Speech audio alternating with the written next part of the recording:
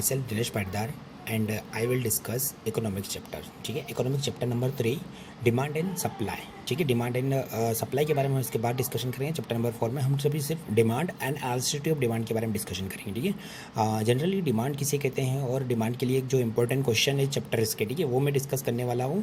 ठीक है, ताकि आपको एग्जाम में ये इस चीज़ का एनालिसिस हो सके और ये वीडियो देखने के बाद में आपको रिकैप हो जाएगा कि फटाफट आप इस चैप्टर को रिकैप कर सकते हो। ठीक है, बस एक बार सुन लोगे, ठीक है, ताकि आपको जो भी डाउट्स है कि डिफ़िकल्टीज़ है वो आपकी प्रॉब्लम सोल्व हो जाएगी। ठीक है, और आप इसके बाद में अगर आप खुद रीड करोगे चैप्टर को तो आपको लगेगा कि हाँ, ये सारे चीज़ें हमने डिस्कस कर ली है सर ने एकदम। तो क्या होगा बेटा कि आपको एकदम नई नई चीज़ें नहीं लगेगी, एकदम माइंड फ्रेश हो जाएगा आपका कि आपने पहले क्या पढ़ा था। ठीक है, और किन चीज़ों के बारे में हमने डिस्कशन करा था। ठीक है, तो इसके पॉइंट ऑफ व्यू से मैंने ये वीडियो बनाया है।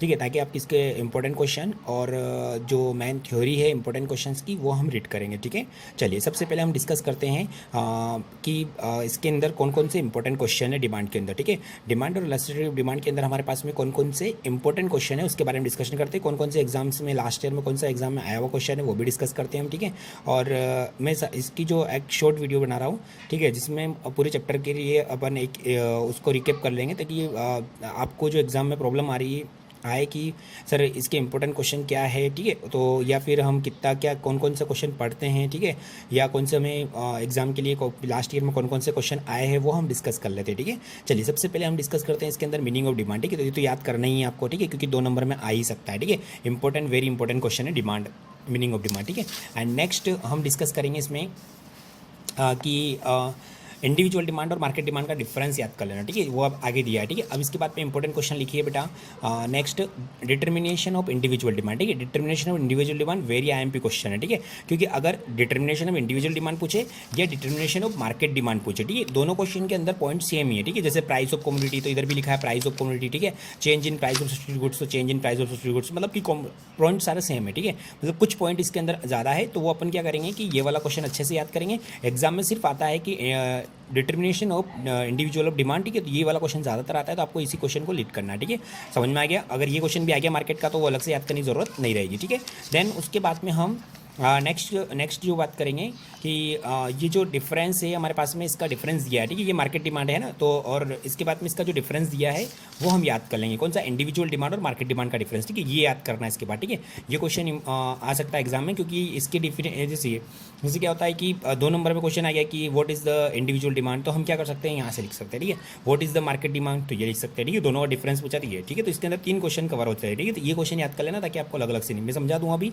क्या होती है इंडिविजुअल मार्केट डिमांड। ठीक, उसके बाद में नेक्स्ट हम क्वेश्चन याद करेंगे वेरी आईएमपी क्वेश्चन है बेटा, substitute goods and complementary goods. ठीक है, बहुत ज़्यादा इंपॉर्टेंट क्वेश्चन है। ठीक है, इसको अच्छे से याद करना, एग्जाम में आता ही आता है। ठीक है, लास्ट ईयर में एक्सेशन आए थे पर इस बार आने का पूरे चांसेस के। ठीक है, ये डिफरेंस आ सकता है या फिर सब्स्टिट्यूट गुड्स के ऊपर पूछ सकते हैं या फिर कॉम्प्लीमेंट्री गुड्स के बारे में पूछ सकते हैं। ठीक है, तो ये क्वेश्चन बिल्कुल इंपॉर्टेंट है, ये अच्छे से याद करना। ठीक, देन उसके बाद में ये वाला क्वेश्चन याद करना, डिमांड और क्वांटिटी डिमांड। ठीक है, डिमांड एंड क्वांटिटी डिमांड। ठीक है, तो ये क्वेश्चन भी मतलब आ सकता है एग्जाम में। ठीक है, और इसके बाद में ये वाला क्वेश्चन भी। ठीक है, मतलब 1 स्टार लगा लो इसके ऊपर, 3 स्टार जैसा नहीं है पर 1 स्टार जैसा तो है। ठीक है, एंड देन उसके बाद में लो ऑफ डिमांड आएगा बेटा, लो ऑफ डिमांड और इसके अजम्पशन याद करना। ठीक है, क्या याद करोगे? लो ऑफ डिमांड एंड इसके अजम्पशन दे रखे इसके पीछे। ठीक है, ये तो लो ऑफ डिमांड मतलब ये 2 नंबर में आ सकता है कि जो डिमांड का रूल होता है उसे क्या होता है। ठीक है, उसके बारे में आ सकता है। ठीक है, तो ये 2 नंबर में आ सकता है क्वेश्चन और इसके अजम्पशन 5 नंबर में आ सकते हैं, ध्यान रखना। ठीक है, क्या दे रखा है इसके पीछे? अजम्पशन ऑफ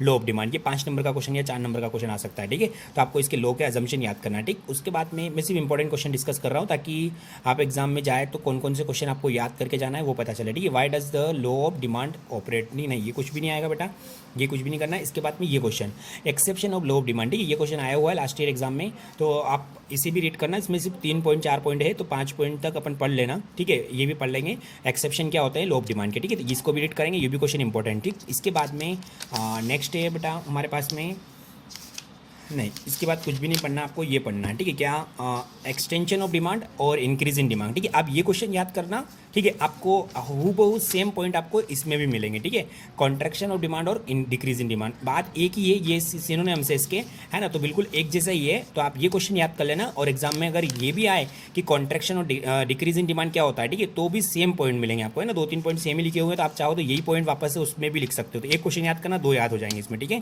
तो ये क्वेश्चन याद कर लेना, कौन सा?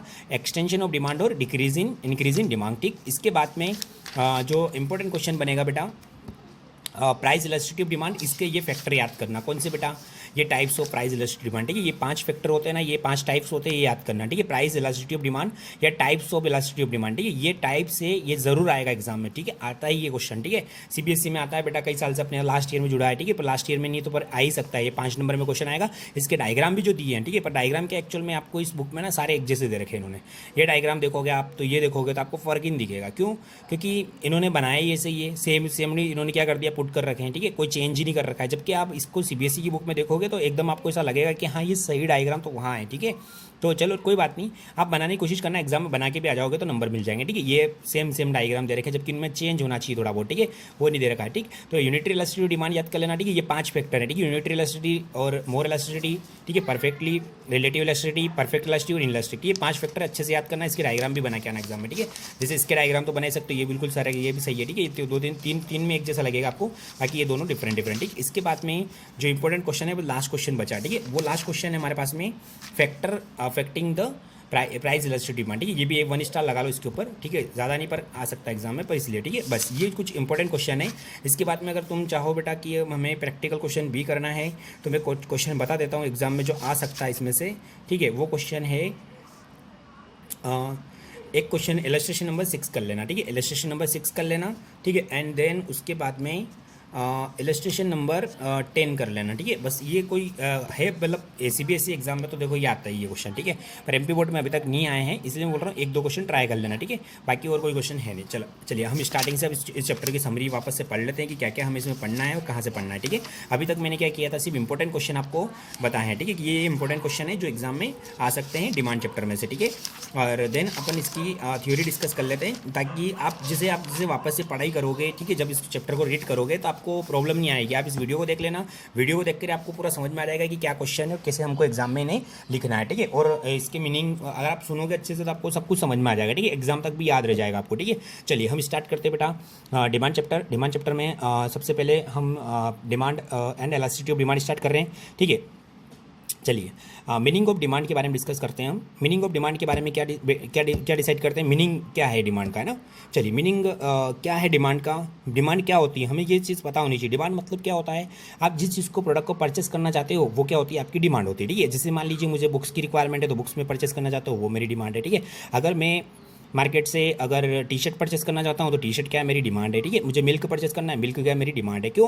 क्योंकि मैं जिस चीज़ को खरीदना चाहता हूँ उसी में क्या बोलता हूँ, डिमांड। ठीक है, पर इसके लिए कुछ ज़रूरी फैक्टर होना ज़रूरी होता है। ठीक है, कुछ चीज़ें होना चाहिए मेरे पास में कि मैं डिमांड क्रिएट कर रहा हूँ। जैसे मैं मिल्क लेने गया मिल्क की शॉप पर, है ना, तो क्या मैं घर से पैसे लेके जाऊँगा ना। ठीक है, यानी कि मेरे पास में पैसे रहेंगे तभी तो मैं क्या कर सकता हूँ, मिल्क खरीद सकता हूँ। ठीक है, तो सबसे पहली चीज़ होती है वो होती है आपकी डिज़ायरनेस, मतलब आपकी इच्छा होनी चाहिए। ठीक है, इच्छा मतलब कि मैं उस प्रोडक्ट को खरीदना चाहता हूँ। ठीक है, मैं तो आपकी डिज़ायरनेस होगी। ठीक है, आपकी इच्छा होगी तो ही तो आप उस चीज़ को खरीदोगे। ठीक है, दूसरी चीज़ होती है कि हमारे पास में उसे परचेस भी करना चाहिए, परचेस करने की पावर भी होनी चाहिए। ठीक है, परचेस करने की पावर का मतलब ये होता है कि जैसे कई बार क्या होता है, इच्छा तो है पर वो महंगा दे रहा है, अभी नहीं खरीदेंगे। तो आपकी इच्छा तो थी खरीदने की, पर आपने क्या किया, अरे यार अभी तो महंगा दे रहा है, थोड़े दिन बाद डिस्काउंट आएगा तब खरीद लेंगे। ठीक है, आप जैसे मान लीजिए आप कुछ शॉपिंग करने गए तो लग रहा है कि यार महंगी प्रोडक्ट है, अभी सस्ता नहीं है, डिस्काउंट ऑफर नहीं है। ठीक है, तो बाद में खरीद लेंगे। देखो आपके पास इच्छा तो थी, तभी आप गए मार्केट में। ठीक है, पर आपकी परचेसिंग पावर नहीं थी, क्योंकि परचेसिंग पावर मतलब आपके पास में रिसोर्सेज नहीं, आपके खर्च करने की इच्छा नहीं है। ठीक है, तो आपको क्या होना चाहिए, देखो सबसे पहली चीज़ तो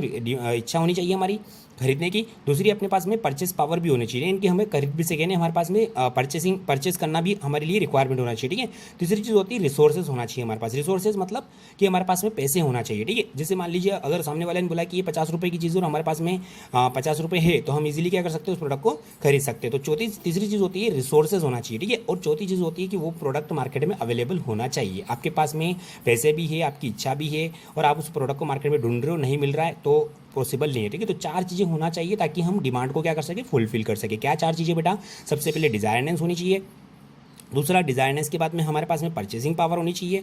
ठीक है, कि हम उस चीज़ को खरीदना चाहते हैं। तीसरी चीज़ हमारे पास रिसोर्सेज होना चाहिए और चौथी चीज़ है कि वो चीज़ मार्केट में अवेलेबल होनी चाहिए। ठीक है, तो ये 4 चीज़ें अगर रहेगी तो हम इजीली क्या कर सकते हैं, प्रोडक्ट को मार्केट से खरीद सकते हैं। ठीक है, डिज़ायर, रिसोर्सेज, विलिंगनेस मतलब भी वही होता है हमारी इच्छा। ठीक है, विलिंगनेस और अवेबिलिटी होनी चाहिए मार्केट में उस प्रोडक्ट की। ठीक है, हम क्या कर सकते हैं, प्रोडक्ट को खरीद सकते हैं। डिमांड हमें यही बताती है बेटा, ये 4 पॉइंट है।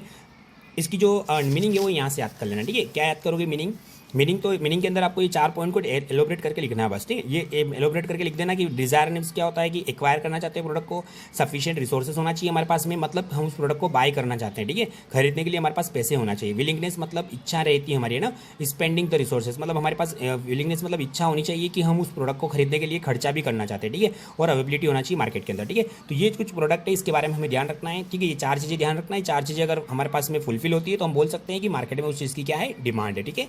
चलिए इसके बाद में हम नेक्स्ट डिस्कस करेंगे इंडिविजुअल डिमांड क्या होती है, ठीक है। इंडिविजुअल डिमांड मतलब ये होता है बेटा कि जैसे सिर्फ एक सिंगल पर्सन की अगर हम डिमांड देख रहे हैं, ठीक है, तो उसे हम क्या बोलते हैं, इंडिविजुअल डिमांड, ठीक है। जैसे मान लीजिए कि मैं एक शॉपकीपर हूँ, ठीक है, मैं गुड सेल करता हूँ, ठीक है, और मैं सिर्फ एक ही पर्सन को क्या कर रहा हूँ, गुड सेल कर रहा हूँ, तो वो क्या है, मेरे पास एक ही पर्सन की क्या आ रही है, सिर्फ सिंगल पर्सन की क्या आ रही है, डिमांड आ रही है, ठीक है। तो उसे क्या बोला जाता है, इंडिविजुअल डिमांड, ठीक है।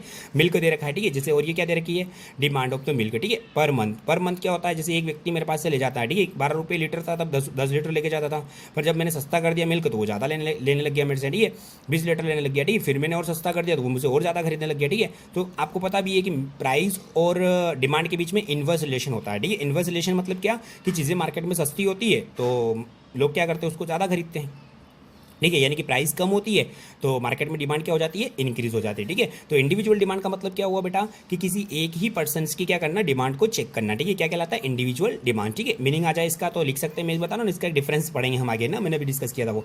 अब बेटा ये वाला क्वेश्चन इंपॉर्टेंट है, बहुत इंपॉर्टेंट, ठीक है। कौन कौन से determination of individual demand, individual demand को डिटरमाइन करना, मतलब अपन को ये समझना है कि अपन डिमांड कैसे क्रिएट कर सकते हैं मार्केट में, ठीक है, या फिर हमारी डिमांड है वो किन किन फैक्टर से अफेक्ट होती है, ठीक है। ये भी क्वेश्चन आता है कि which factor will affected in the demand को कौन कौन से फैक्टर अफेक्ट कर सकते हैं, तो हमें को यही चीज़ें लिखना है, ठीक है। देखो सबसे पहले डिमांड यानी क्या होता है, अपने समझ में आ गया ना, कि मतलब आप किसी चीज़ को खरीदना चाहते हो, ठीक है, वो क्या है आपकी डिमांड। अब आपकी डिमांड किन किन चीज़ों से अफेक्ट होगी, मतलब कौन से फैक्टर ऐसे होंगे, 4 फैक्टर है, उनमें से कोई सा भी फैक्टर क्या होगा, अगर अगर हमारे पास में उसके अंदर चेंज होगा तो हमारी डिमांड अफेक्ट होगी, है ना। जैसे मान लीजिए कि फॉर एग्जांपल प्राइस, पहले ही पॉइंट दे रहा है कमोडिटी प्राइस, हम प्राइस के बारे में डिस्कशन करते हैं, ठीक है। आप किसी भी प्रोडक्ट को खरीदना चाहते हो, है ना, और मान लीजिए अचानक उसकी प्राइस क्या हो गई, बढ़ गई, तो आप बताओ क्या खरीदोगे, क्या नहीं, जब सस्ती होगी तब फिर खरीद लेंगे, नॉर्मल प्राइस पे खरीद लेंगे। कई बार ऐसा होता है कि गोल्ड अचानक 45 से ऊपर चला जाता है, 45,000 48,000 तक चला जाता है ना, और कभी कभी ऐसा होता है कि वो 30,000 में सेल होता है, ठीक है। तो आप बताओ कभी कभी एबनॉर्मल प्राइसेस हो जाती है, इंक्रीज हो जाती है, उस समय मार्केट में डिमांड क्या होती होगी, कम हो जाती होगी, क्योंकि लोग ज़्यादा महंगी चीज़ थोड़ी खरीदते हैं, उनको पता है कि नॉर्मल जो है इसका जो रेट है वो 35,000 या 38,000 पर चलता है, और अचानक ये 48 पे आ गया तो लोग समझ जाते हैं कि यार अभी खरीदना बंद कर दो, ठीक है। क्योंकि क्या होता है, कई बार क्या होती है, प्राइसेस अचानक बढ़ जाती है ना, इंक्रीज हो जाती है तो डिमांड कम हो जाती है, ठीक है। तो क्या होता है, प्राइस ऑफ कमोडिटी, मतलब प्राइस भी क्या करती है, हमारी डिमांड को अफेक्ट करती है, ठीक है। कई बार प्राइस सस्ती हो जाती है, लोग ज़्यादा खरीद लेते हैं, ठीक है। तो पहला पॉइंट क्या दे रखा है, प्राइस ऑफ कमोडिटी, इसका किसका रिलेशन है, ये कमोडिटी का उसकी प्राइस के साथ रिलेशन है, समझ में आ गया। कैसा रिलेशन होता है, इनवर्स रिलेशन होता है, ठीक है, लिख दोगे इनवर्स रिलेशन होता है, ठीक है। तो कमोडिटी और price is inverse relation between the price and commodity, when price will be increase and demand will be decrease, and price of the commodity will be decrease and demand will also increase, ठीक है। ये point आपका first point, ठीक है। Second क्या लिख रखा है, change in the price of substitute goods. Substitute goods मतलब समझते हो ना, अल्टरनेटिव गुड्स, ठीक है। आप सबको पता होगा सब्स्टिट्यूट गुड्स किसे बोलते हैं हम, ठीक है। जैसे कि मान लीजिए जो अल्टरनेटिव होता है, ठीक है, जैसे कि मुझे 2 चीज़ें पसंद है पर मैं हमेशा एक ही चीज़ खरीदता हूँ, ठीक है, पर अचानक उस चीज़ की प्राइस बढ़ गई तो मैंने क्या सोचा, चलो ठीक है यार, ये प्राइस की जगह मैं अल्टरनेटिव दूसरा प्रोडक्ट भी क्या कर सकता हूँ, खरीद सकता हूँ, उसे क्या बोलते हैं हम, सब्स्टिट्यूट गुड, ठीक है। यानी कि जो एक प्रोडक्ट को दूसरा प्रोडक्ट क्या कर दे, रिप्लेस कर दे, उसे हम क्या बोलते हैं, सब्स्टिट्यूट गुड्स, ठीक है। समझ में आ गया। तो सब्स्टिट्यूट गुड्स क्या होते हैं, ठीक है। जैसे कि मान लीजिए बेटा कि मुझे टी भी पसंद है और कॉफ़ी भी पसंद है, पर जनरली मैं हर डेली क्या करता हूँ, टी पीना पसंद करता हूँ, ठीक है। पर अचानक क्या हुआ, मार्केट में टी की प्राइस क्या हो गई, इंक्रीज हो गई। तो अगर टी की प्राइस इंक्रीज हो गई तो मैं ऑब्वियसली बात है क्या चीज़ पसंद करने लग जाऊंगा, कॉफ़ी। इससे मेरी टी की जो डिमांड होगी वो क्या हो जाएगी, मार्केट में कम हो जाएगी, ठीक है। तो यहाँ पे क्या है, जो डिमांड है वो किससे अफेक्ट हुई है, सब्स्टिट्यूट गुड्स से अफेक्ट हुई है, ठीक है। सब्स्टिट्यूट गुड्स मतलब समझ गए ना, अल्टरनेटिव गुड्स।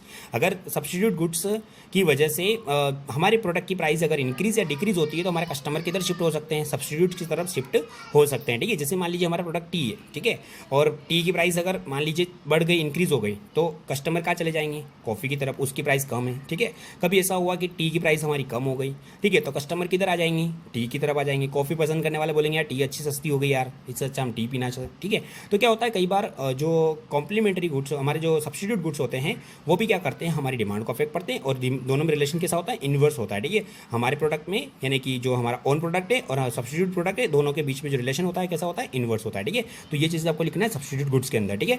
देन उसके बाद में लिख भी रखा है substitute goods are those goods which भी can be use one place another, ठीक है, मतलब एक की जगह दूसरे को यूज कर सकते हैं, है ना। एग्जांपल दे रखा है टी और कॉफी है, there is are increase in the price of the tea, है ना। अगर जैसे मान लो हमारी टी की प्राइस क्या हो गई, इंक्रीज, ठीक है, तो टी पसंद करेगा क्या कोई, नहीं, है ना। There will be the increase in the demand of another product, मतलब दूसरे प्रोडक्ट की डिमांड क्या हो जाएगी, इंक्रीज हो जाएगी, ठीक है। तो इस बार दूसरे प्रोडक्ट की डिमांड क्या हो गई, इंक्रीज हो गई, वाइस वर्सा भी लिख रखा है, समझ में आ गया ना। तो ये यहाँ से कर सकते हैं अपन, ठीक। उसके बाद में क्या लिख रखा है, price of complementary goods. Complementary goods वो होते हैं बेटा जो टूगेदर मतलब साथ साथ होते हैं, ठीक है। टूगेदर लिख रखा है, टूगेदर मतलब साथ साथ उनका होना जरूरी है, ठीक है। जैसे अपन बात कर सकते हैं टी और शुगर, ठीक है, पेन और इंक, ठीक है, ये साथ साथ प्रोडक्ट है, ठीक है, मतलब इनके ये दोनों का होना बहुत ज़रूरी है। अगर जैसे मान लो मार्केट में टी की डिमांड बढ़ रही है तो ऑब्वियसली बात है शुगर की डिमांड भी क्या होगी, बढ़ेगी, ठीक है। अगर टी की डिमांड कम हो रही है तो शुगर की डिमांड भी क्या होगी, कम होगी, ठीक है, क्योंकि मार्केट में टी कम यूज़ हो रही है, इसका मतलब शुगर कम यूज़ हो रही है, ठीक है। तो ये कैसा है, कॉम्प्लीमेंट्री गुड्स, इनमें डिमांड कैसी होती है, साथ साथ आती है, टुगेदर आती है, ठीक है, उसको समझ लेना, ठीक है। तो ये अफेक्ट कर रहा है ना, हमारी डिमांड को अफेक्ट कर रहा है कि नहीं कर रहा है, डिमांड हमारी चेंज हो रही है ना, ठीक है। क्यों चेंज हो रही है, क्योंकि एक प्रोडक्ट की अगर मार्केट में डिमांड बढ़ रही है तो दूसरे की भी डिमांड बढ़ रही है। अगर टी की डिमांड बढ़ रही है तो शुगर की भी डिमांड क्या हो रही है, बढ़ रही है, ठीक है। पेन की डिमांड बढ़ रही है तो इनकी डिमांड भी क्या हो रही है, बढ़ रही है। पेन की डिमांड अगर कम हो रही है तो इनकी डिमांड भी क्या हो रही है, कम हो रही है, ठीक है। तो डायरेक्ट रिलेशनशिप होती है ना, और कॉम्प्लीमेंट्री गुड्स होते हैं, ठीक है, लिख दोगे इसको अच्छे से, ठीक। उसके बाद में income of consumer. Income of consumer क्या होता है बेटा कि कई बार इनकम भी क्या करती है, हमारी डिमांड को अफेक्ट करती है, ठीक है। इनकम जैसे क्या होता है, कई बार लोगों की इनकम अच्छी होती है, ठीक है, यानी कि इनकम जनरली अगर उसकी बढ़ जाती है, अगर मान लो आपकी इनकम बढ़ गई तो आप क्या करोगे, इनकम बढ़ गई है तो खर्चा ज़्यादा करोगे, ठीक है, सही है। पहले हम सिर्फ आवश्यकता की चीज़ें खरीदते थे, अब लग्जरी आइटम भी खरीदने लग जाएंगे, तो मार्केट में क्या होगी, डिमांड और इंक्रीज हो जाएगी, ठीक है। क्यों इंक्रीज हो गई, क्योंकि आपकी इनकम इंक्रीज हो गई, इसलिए मार्केट में क्या हो गई, डिमांड इंक्रीज हो गई, ठीक है। तो कौन कौन से फैक्टर है जो हमारी डिमांड को अफेक्ट कर रहे हैं ना, समझ में आ गया ना। तो ये फैक्टर, इनकम एक फैक्टर है, ठीक है, जो क्या करता है, हमारी अगर इनकम इंक्रीज होगी तो डिमांड इंक्रीज होगी, इनकम कम होगी तो डिमांड भी क्या हो जाएगी, मार्केट में कम हो जाएगी। क्यों, क्योंकि हमारे पास पैसे कम होंगे तो हम कम चीज़ें खरीदेंगे, पैसे ज़्यादा होंगे तो हम ज़्यादा चीज़ें खरीदेंगे, सीधी बात है, ठीक है। तो इनकम भी क्या करती है, हमारी डिमांड को अफेक्ट करती है, ठीक है। उसके बाद में क्या लिख रहा है, कंज्यूमर टेस्ट एंड प्रेफरेंस, ठीक है। कई बार क्या होता है, कंज्यूमर का टेस्ट और प्रेफरेंस चेंज हो जाता है, ठीक है। मुझे नहीं पसंद है यार मीठा खाना, अब मैं तो क्या करूँगा, तीखा बहुत अच्छा है, मुझे अच्छी लगी चीज़ तो मैं ये चीज़ खाऊंगा, ठीक है। तो कई बात क्या होता है, टेस्ट या फिर प्रेफरेंस या फिर आपकी फैशन, ठीक है, ये चीज़ें चेंज होती हैं, ठीक है। तो इससे क्या होता है, डिमांड पे इफेक्ट होता है, ठीक है, क्योंकि जैसे कोई नई फैशन आई तो उसकी डिमांड मार्केट में क्या हो जाएगी, इंक्रीज हो जाएगी, पुरानी चीज़ें खरीदना लोग कम कर देंगे, ठीक है। क्यों, क्योंकि सर वो तो नई चीज़ आ गई ना मार्केट में और हर व्यक्ति यही खरीद रहा है, ठीक है। जैसे जनरली कहाँ है, आप स्टूडेंट्स हो तो आपको पता है बैग में ऐसा होता है, ठीक है। जब आप जो स्कूल का बैग है या कॉलेज का बैग है ना, ठीक है, आप देखते हो कि आज से 8 साल पहले 6 साल पहले कुछ और बैग चला करते थे, ठीक है। आज कौन सा बैग चल रहा है, ठीक है, बैग के अंदर भी फैशन चेंज होती है, ठीक है। तो मैं उसका एग्जाम्पल दे सकता हूँ कि बैग आज की चलन में, ठीक है, पर हो सकता है आज से 5 साल बाद या 2 साल बाद ही चेंज हो जाए, क्योंकि नए बैग आते हैं मार्केट में, ठीक है। तो फिर इन बैग की डिमांड क्या हो जाएगी, कम हो जाएगी, ठीक है। क्यों, क्योंकि नया बैग आ गया ना सर, नई फैशन आ गई मार्केट में, ठीक है। तो क्या होता है कि हम बोल नहीं सकते कि कब कौन सी नई फैशन आ जाए और हमारी डिमांड अफेक्ट हो जाए, ठीक है। हम अभी ये वाला प्रोडक्ट सेल कर रहे थे, मार्केट में नए फैशन का नया प्रोडक्ट आ गया तो हमारी डिमांड खत्म हो गई, ठीक है। तो मार्केट में चेंज होता रहता है, ठीक है, समझ में आया। तो ये फैशन की वजह से हमारी डिमांड क्या होती है, अफेक्ट होती है। चलो 5 पॉइंट क्या क्या हो गए जो हमारी डिमांड को अफेक्ट करते हैं। सबसे पहले प्राइस हमारी प्रोडक्ट को अफेक्ट करती है। प्राइस अगर बढ़ेगी तो हमारा प्रोडक्ट मार्केट में क्या हो जाएगा, डिमांड कम हो जाएगी, ठीक है। और हमारी प्रोडक्ट की प्राइस अगर कम होगी तो मार्केट में डिमांड क्या हो जाएगी, इंक्रीज हो जाएगी, ठीक है। इनवर्स रिलेशनशिप पहला। दूसरा सब्स्टिट्यूट गुड्स के बारे में डिस्कस करें। सब्स्टिट्यूट गुड मतलब रिप्लेस कर सकता है, ठीक है। अब जैसे मान लीजिए हम टी बेचते हैं, ठीक है, और मान लीजिए हम टी की प्राइस हमें अचानक बढ़ाना पड़ी। अगर टी की प्राइस बढ़ाना पड़ी तो लोग क्या करेंगे, कॉफ़ी पीना स्टार्ट कर देंगे। टी की प्राइस क्यों बढ़ी, जैसे मान लीजिए जो टी के अंदर हम पत्ती यूज़ करते हैं, चाय की पत्ती, अगर उसकी प्राइसेस बढ़ गई तो हमें टी की प्राइस बढ़ाना पड़ी। अब कॉफ़ी वाला तो पत्ती यूज़ करता नहीं है, ठीक है, उसको तो ज़रूरत नहीं पड़ी तो उसकी प्राइस तो वही रही, और हमारी प्राइस अचानक मार्केट में बढ़ गई, डबल हो गई। तो व्यक्ति क्या करेगा, जो टी पीता होगा वो बोलेगा अरे यार अपन तो रिप्लेस ही कर सकते हैं, कॉफ़ी भी पी लेंगे, काम चल जाएगा। तो हमारी मार्केट में डिमांड क्या हो जाएगी, कम हो जाएगी, ठीक है। तो ये एक फैक्टर हुआ कि सब्स्टिट्यूट गुड्स से की वजह से या सब्स्टिट्यूट गुड्स की और भी प्रोडक्ट रिप्लेस कर सकते हैं लोग, ठीक है, उससे भी हमारी डिमांड क्या होती है, अफेक्ट। अगर जैसे मान लो सर कि हमारा प्रोडक्ट ऐसा है कि जो रिप्लेस ही नहीं होता हो, तो सी आप प्राइस बढ़ाओ तो भी आपके कस्टमर नहीं टूटेंगे, ठीक है। पर हमारा प्रोडक्ट ऐसा हो ही नहीं सकता बेटा, है ना, कई सारी चीज़ें होती है रिप्लेस कर ही देती है, ठीक है। उसके बाद में कॉम्प्लीमेंट्री गुड्स मतलब जो दोनों एक साथ होते हैं, ठीक है, साथ साथ चलते हैं, ठीक। उसके बाद में क्या बताया, इनकम ऑफ कंज्यूमर, ठीक है। इनकम बढ़ेगी तो ज़्यादा खर्चा होगा, कम कम इनकम होगी तो कम खर्चा करेंगे, ठीक है, वो लिख सकते हैं अपन, है ना। और टेस्ट और प्रेफरेंस मैंने समझा दिया इसमें, ठीक है। समझ में आ गया 5 फैक्टर क्या क्या है जो हमारी डिमांड को अफेक्ट करते हैं, ठीक है। इसके बाद में जो एक इंपॉर्टेंट फैक्टर है वो है फ्यूचर प्राइस, है ना। है change in the price in future. Future price मतलब क्या होता है कि जैसे मान लीजिए कि हमें लगता है कि फ्यूचर में किसी प्रोडक्ट की प्राइस चेंज होने वाली। जनरली अगर समझते हैं जैसे पेट्रोल के रेट, है ना, अगर जैसे गवर्नमेंट ने अनाउंस किया कि आज रात 12 बजे से पेट्रोल की प्राइस पाँच रुपये इंक्रीज़ हो जाएगी। अब बताओ 5 रुपये इंक्रीज़ कब होगी, आज रात 12 बजे के बाद। पर अभी डिमांड क्या हो जाएगी, आज रात 12 बजे से जो पेट्रोल की प्राइसेस है वो इंक्रीज़ हो जाएगी। तो आज डिमांड क्या हो जाएगी, हमारी डिमांड अभी प्रेजेंट में डिमांड क्या हो जाएगी, इंक्रीज हो जाएगी। क्यों, क्योंकि लोगों को लगेगा कि कल आएंगे, अगर कल हम पेट्रोल खरीदेंगे तो हमें 5 रुपये एक्स्ट्रा पे करना पड़ेंगे, और आज खरीद रहे हैं तो हमें कम पे करना पड़ रहा है, ठीक है। तो डिमांड अचानक क्या होगी, हमारी बढ़ जाएगी, ठीक है। जो नॉर्मल डिमांड थी उससे और ज़्यादा डिमांड आ जाएगी, ठीक है। तो ये क्या होता है, अगर फ्यूचर में अगर प्राइसेस अगर डिक्रीज या इंक्रीज होती है तो उसका प्रेजेंट में इफेक्ट हो जाता है, ठीक है। यानी हमारी डिमांड को अफेक्ट करता है फ्यूचर प्राइसेस भी, ठीक है। चलिए ये समझ में आ गया आपको अच्छे से, 5-6 पॉइंट मतलब बहुत अच्छे से लिखना है इसको, ठीक है। चलिए उसके बाद में बेटा मार्केट डिमांड इंडिविजुअल डिमांड के बारे में एक डिफरेंस दिया था, वो देखो सेम क्वेश्चन है ना, मार्केट डिमांड का वही प्राइस ऑफ कमोडिटी। चलिए ये दोनों कैसे है, बिल्कुल सेम क्वेश्चन है ना, डिटरमिनेशन मार्केट, ठीक है। इसके बाद में हम नेक्स्ट जो डिस्कस करेंगे ये भी सेम पॉइंट बेटा, है ना, सारे पॉइंट सेम है, 1-2 पॉइंट चेंज है पर आप याद कर सकते हो उसका सेम, ठीक है। देन उसके बाद में आपको ये क्वेश्चन याद करना है, इंडिविजुअल डिमांड मार्केट डिमांड, ये बिल्कुल ईजी है, ठीक है। इंडिविजुअल डिमांड मतलब क्या करते हैं हम, जिसमें अंदर सिर्फ एक सिंगल पर्सन की डिमांड को क्या करते हैं, चेक करते हैं, ठीक है। तो ये किसी सिंगल पर्सन के ऊपर लगाया जाता है, ठीक है। जैसे मान लो मेरे पास में कोई कस्टमर आता है राम, ठीक है, वो मुझसे महीने भर में 10 लीटर दूध लेके गया, ठीक है।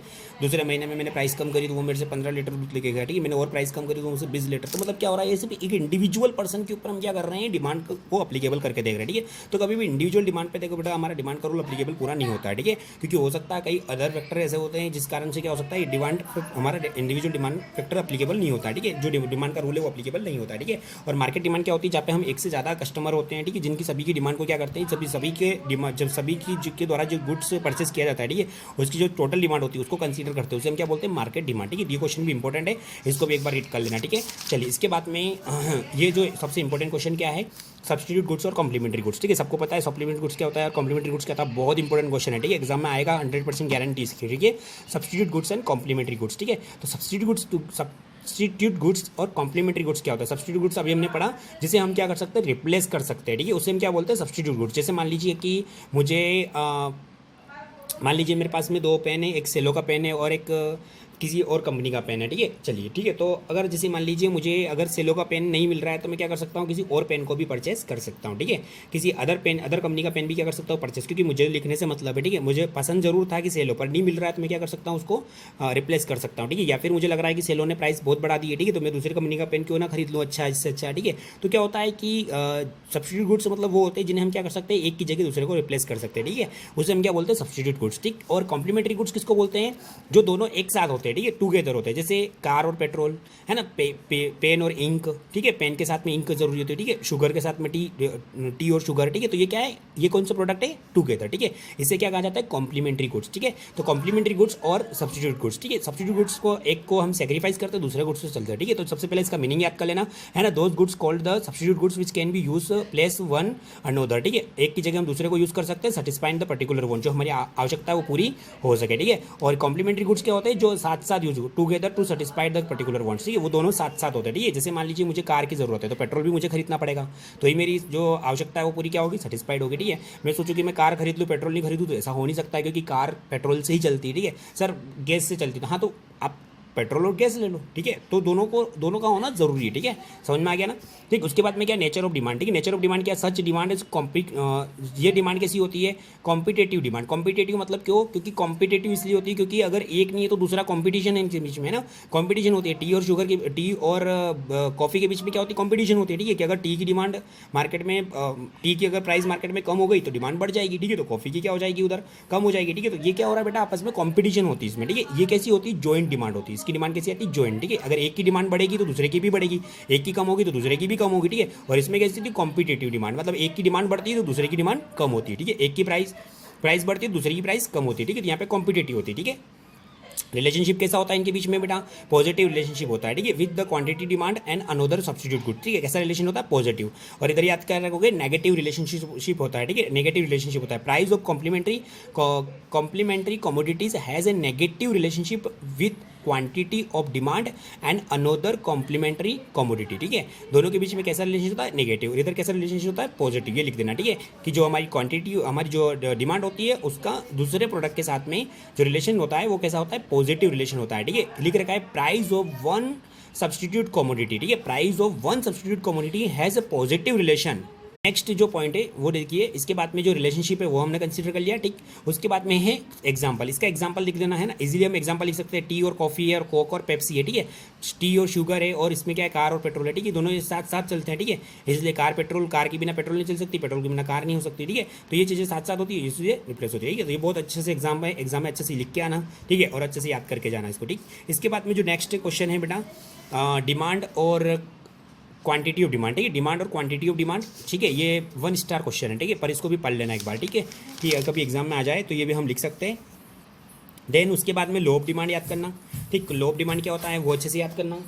लो ऑफ डिमांड का मतलब क्या होता है, रूल्स क्या है हमारे किस चीज़ का, हमारी डिमांड का क्या रूल है, ठीक है, वो अपने को यहाँ बताना है, ठीक है। डिमांड का रूल क्या होता है, डिमांड और प्राइस के बीच में जो रिलेशन होता है उसी को हम लो ऑफ डिमांड बोलते हैं। लो ऑफ डिमांड मतलब डिमांड का रूल क्या है, तो डिमांड का रूल ये होता है कि अगर प्रोडक्ट की प्राइस मार्केट में इंक्रीज होती है तो डिमांड क्या होती है, decrease. It is the rules of the demand, ठीक है, सिर्फ प्राइस को देखा जाता है, ठीक है, other factor will be constant. Other factor क्या, अब जैसे मान लो बेटा फॉर एग्जांपल अदर फैक्टर बहुत सारी चीज़ें, ठीक है, जैसे मान लीजिए मार्केट में पॉपुलेशन इंक्रीज हो गई, हमने प्राइस चेंज नहीं करी, ठीक है, अब देखो ये जो रूल बोलता है, ये बोलता है कि other factor will be constant, मतलब दूसरे फैक्टर में कोई चेंज नहीं होगा, ठीक है, तो हम बोलते हैं कि लो ऑफ डिमांड हमारा ये रूल है, ठीक है। क्या रूल है हमारा लो ऑफ डिमांड का, when price will be commodity are increase then demand will be decrease and vice versa, ठीक है, मतलब इसको उल्टा करके भी देख सकते हो, ठीक, तो ये भी लिख सकते हो अपन। इसका जो मीनिंग है वो अपने को यहाँ से लिखना है, ठीक है। देखो यहाँ पे लिख रहा है, under the same condition the demand of quantity of commodity broad tends to vary inversely with their price. Price के साथ में कैसा होता है, कमोडिटी के साथ रिलेशन इन्वर्सली होता है ना, higher the price less the commodity, मतलब प्राइस बढ़ जाएगी तो कमोडिटी क्या हो जाएगी, मतलब लोग कम परचेस करेंगे, है ना, at the low price, come price रहेगी तो लोग क्या करेंगे, ज़्यादा खरीदेंगे, ठीक है, तो ये इसका मीनिंग है, समझ में आ गया ना, ये इसका रूल है, ये याद रखोगे। सिर्फ प्राइस की वजह से हमारे प्रोडक्ट को मार्केट में कम या ज़्यादा उसकी डिमांड होती है, उसे हम लो ऑफ डिमांड बोलते हैं। प्राइस के अलावा अदर फैक्टर क्या होते हैं वो मैं बताऊंगा, तब जाके इसके अजम्पशन समझ में आएंगे, क्योंकि इसके बाद में जो क्वेश्चन आता है 4 नंबर में वो होता है इसके अजम्पशन क्या क्या है, ठीक है, क्या क्या अजम्पशंस होते हैं, क्या क्या लिमिटेशंस होती है इसकी। तो ये जो रूल होता है सिर्फ प्राइस पर लगता है, मतलब अगर प्रोडक्ट की प्राइस अगर चेंज होगी तो हमारे रूल अप्लीकेबल होगा, प्राइस के अलावा अदर फैक्टर अगर चेंज हुए तो ये रूल अप्लीकेबल नहीं होगा। अदर फैक्टर क्या, अब सुनो मार्केट के अंदर अचानक पॉपुलेशन इंक्रीज हो गई तो क्या होगी, डिमांड बढ़ जाएगी, समझ रहे हो ना। आज जैसे मान लीजिए किसी भी चीज़ की डिमांड क्यों बढ़ेगी, क्योंकि मार्केट में पॉपुलेशन इंक्रीज हो गई।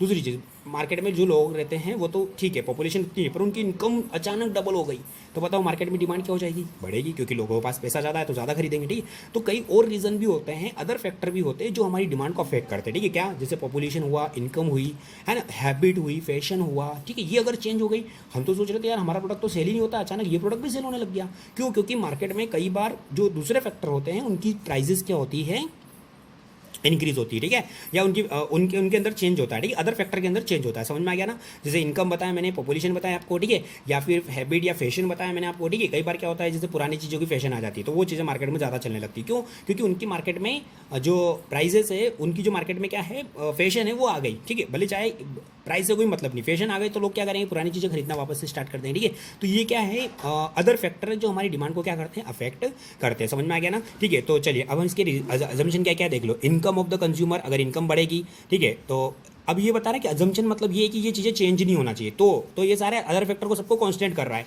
बोल रहा है इनकम में कोई चेंज नहीं होगा, टेस्ट प्रेफरेंस या फिर फैशन में कोई चेंज नहीं होगा, price of other related commodities में चेंज नहीं होगा, मतलब सभी चीज़ जो अदर फैक्टर है सबको कांस्टेंट कर रहा है, बोले सभी किसी में चेंज मत करो तो जाके हमारा रूल लगेगा, ठीक है, क्योंकि सिर्फ हमारे प्रोडक्ट की प्राइस चेंज होगी, बाकी किसी भी फैक्टर में, अदर फैक्टर में चेंज नहीं होगा, तो सबको ये मना कर रहा है, समझ में आ गया ना, ठीक है। इनकम चेंज नहीं होगी, पॉपुलेशन चेंज नहीं होगी, ठीक है, अदर फैक्टर चेंज नहीं होंगे और दूसरे प्रोडक्ट की प्राइस भी चेंज नहीं होगी। जैसे टी और कॉफ़ी लेते हैं और बताते ना कि कॉफ़ी की प्राइस कम हो गई, तो ऐसा भी नहीं है कि कॉम्प्लीमेंट्री गुड्स है जो सब्सटीट्यूट गुड्स है उसकी भी प्राइस चेंज नहीं होगी, ठीक है। तो ये लिख रखा अदर कम्युनिटी की रिलेटेड कम्युनिटी की भी प्राइस भी चेंज नहीं होगी, ठीक है।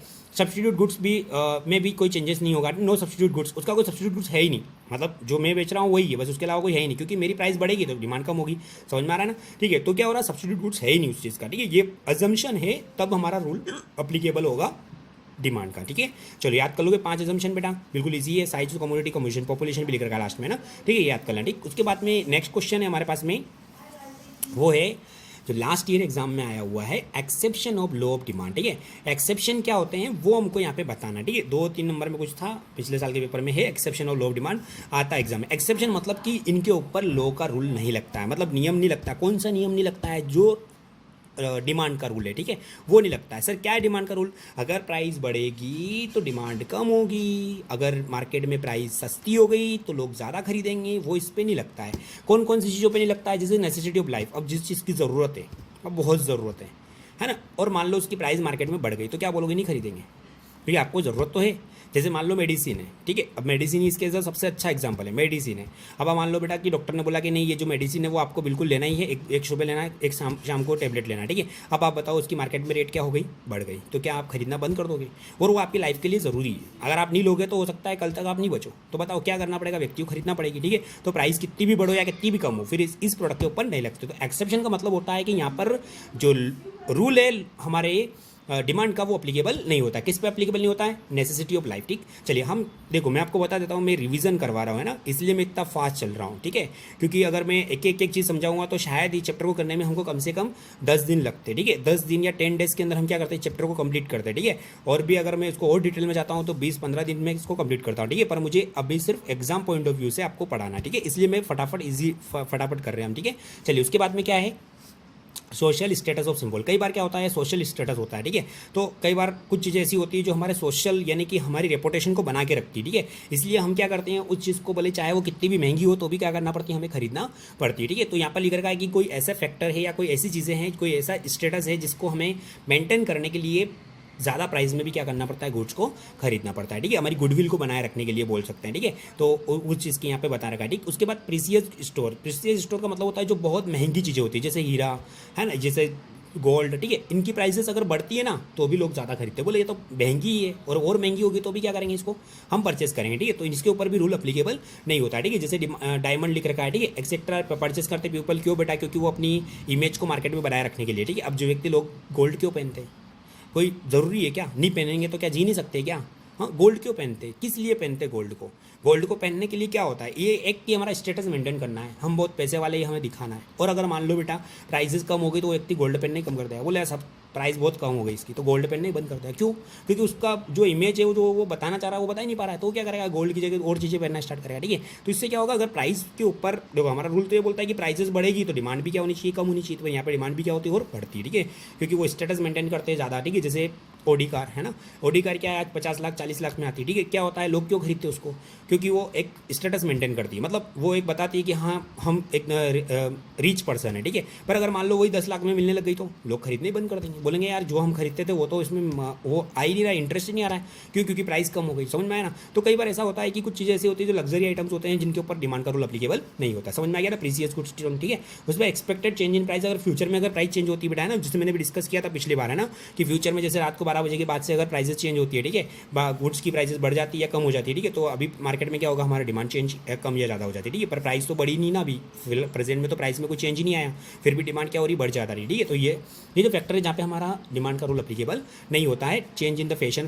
पढ़ सकते हो, ठीक। इसके बाद में बेटा जो एक इंपॉर्टेंट क्वेश्चन है, वो एक लास्ट क्वेश्चन और है, वो ध्यान देना है ना, ठीक है। जैसे ये क्वेश्चन है, ये भी पढ़ना आपको है ना, ये भी 1 स्टार है। इसमें सिर्फ इतना है बेटा कि जैसे मैंने अभी डिस्कस किया ना कि एक्सटेंशन ऑफ डिमांड क्या होता है और इंक्रीज इन डिमांड क्या होता है। एक्सटेंशन का मतलब होता है डिमांड का इंक्रीज होना, ठीक है। अब एक्सटेंशन का भी डिमांड और इंक्रीज का मतलब भी तो सर ये होता है कि डिमांड इंक्रीज होती है। तो फर्क क्या है दोनों के अंदर, डिफरेंस क्या है, इसके अंदर जो डिमांड बढ़ेगी वो प्राइस की वजह से बढ़ेगी। किसकी वजह से बढ़ेगी, प्राइस। मेरे प्रोडक्ट की प्राइस अगर कम होगी तो मेरा डिमांड क्या होगी, तो मेरी डिमांड क्या होगी, बढ़ेगी। जैसे मान लीजिए मैं ये बुक्स है ना, ये बुक्स बेटा पहले 200 रुपये में मार्केट में सेल हो रही थी, अब अचानक ऑफर दे दिया, जो बुक का ऑथर था या जो राइटर था, जो मैं प्रिंटिंग जो पब्लिश करी थी, उसने ऑफर दे दिया कि साहब ये जो बुक है ना आप खरीद लो, हम आपको इसके ऊपर 50% डिस्काउंट दे रहे हैं, यानी कि जो 200 रुपये की बुक है वो 100 रुपये में दे रहे हैं। तो बताओ प्राइस कम होगी तो डिमांड क्या हो जाएगी, एक्सटेंड होगी, एक्सटेंशन होगा, डिमांड के अंदर नहीं होगा।